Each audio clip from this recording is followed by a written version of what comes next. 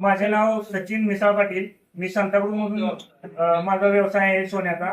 आणि मी राजेश इंडिया कंपनीचं मशीन विकत घेतलं आणि त्याच्यातून जर व्यवसायामध्ये जर प्रगती करून आपणाला पाहिजे असेल तर आपण राजेश इंडिया शिवाय दुसरा पर्याय नाही. भारतामध्ये संपूर्ण राजेश इंडियाचं जेवढं नाव आहे तेवढं कुणाचंही नाव या क्षेत्रामध्ये नाही.